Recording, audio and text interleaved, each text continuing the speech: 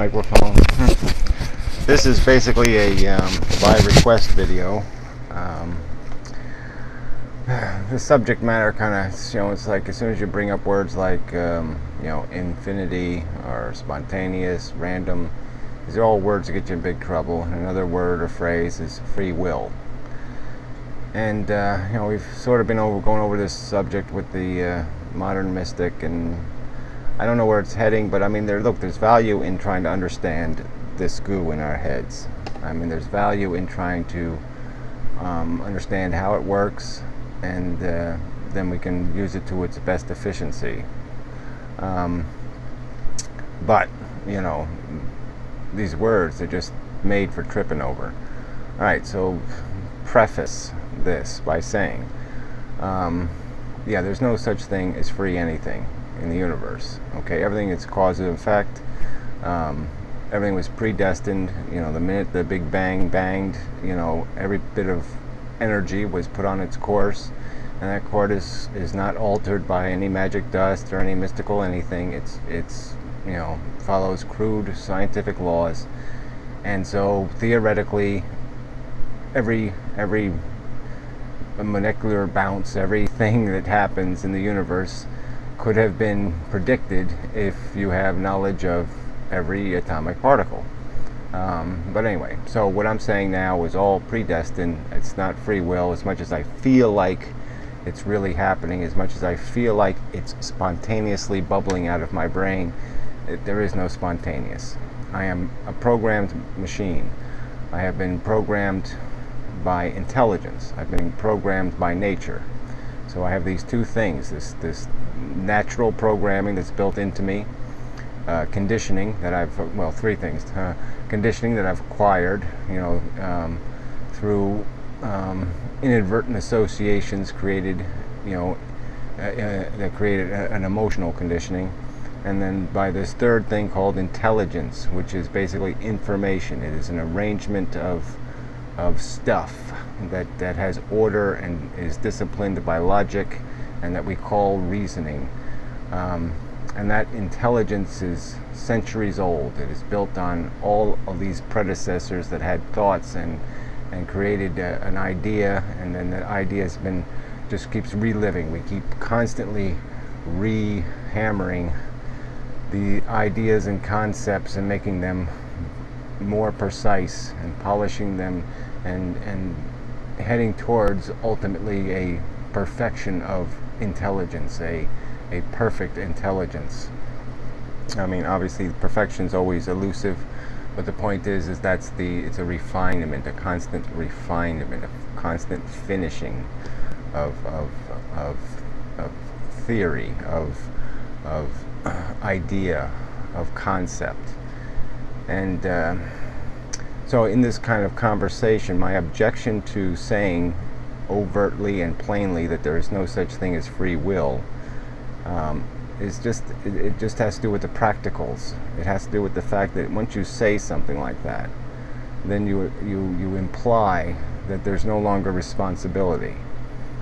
And my argument would be is that responsibility gets complicated, but the fact is we have intelligence and we can make choices based on that knowledge. Because I have learned to appreciate intelligence. I mean, I could spend this time playing with myself. I mean, I can do a lot of things I'd rather be doing than thinking and trying to convey an idea. But intelligence gives me the choice. Intelligence provides for me the understanding that there are things more important than my own gratification from moment to moment, that there are bigger ideas in the universe that need attention. And so I that's my discomfort with anybody arguing that there's no free will, because we have to take responsibility for what we do with ourselves, for what we do with this capacity to think, how we use it. If we're just going to use it to make, eat Fruit Loops, we're not accomplishing anything. We're an insult to the intelligence. We might as well not have the intelligence if we can't be inspired to do something more with it than jerk off. So that's my objection. But yes, there is no such thing as free will. If I'm forced to answer the question without any context, but the context is important. So that's, in understanding this stuff, this mush, I've made the analogy. I mean, it is software. It is software that can learn. We are essentially, we talk of artificial intelligence. We are artificial intelligence. We possess this arrangement, and that's all it is. It isn't a material thing. It's an arrangement. It's an order of process, like a software program, and that process has as it is it's self-refining, it's self-improving. Each new bit of information is processed and added, and changes the priorities, changes the emphasis, changes the disposition of the machine, and makes it even a better thinking machine, or it can make it a worse thinking machine. We can stumble over our own thoughts. We can stumble over the extra fear that might be induced by perceptions of reality that scare us. I mean, there's both positives and negatives. It's not there's nothing pure about it. We can trip over intelligence, but the likelihood is that intelligence is going to provide us with choices, and it's going to make us better, not worse, and it's going to make us more capable of of optimizing our existence here, of getting the most out of it in terms of what we produce. And then that gets to be a whole nother equation, is that some people live for their own happiness. That's as far as they see. And I certainly can argue that that's seeing nothing. That's understanding nothing. That's not intelligent living. Because there's certain intelligent concepts. I mean, all you need is a few of these intelligent little concepts, these little ideas, and your whole orientation as a human being is changed. If you really believe we are all created equal, if you really believe you should do unto others as others would have to do unto you, just because of the practical logic of it, that you wouldn't treat an equal less than yourself. It doesn't make any sense. If they are equal, then you have to consider them all, and you have to consider where's the most efficient place to devote your energies in terms of optimizing your capacity to do something productive. And maybe that isn't serving yourself. Maybe that is serving someone else or some other mission. So this is what intelligence does, though. It changes human beings.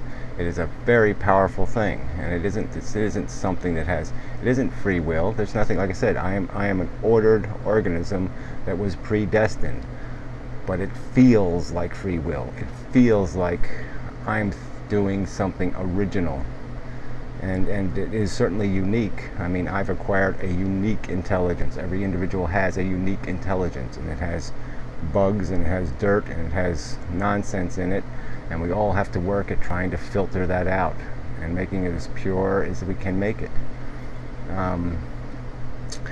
But what I'm saying is, so here, if you believe in these basic concepts of equality, and if you understand the concept of efficiency, then this all becomes life almost becomes an equation, a mathematical equation. Well, what shall I do next? Well, let me list these things, these choices I have, and let me figure out which one's going to optimize or produce the maximum benefit and the maximum gain for whatever it's going to cost.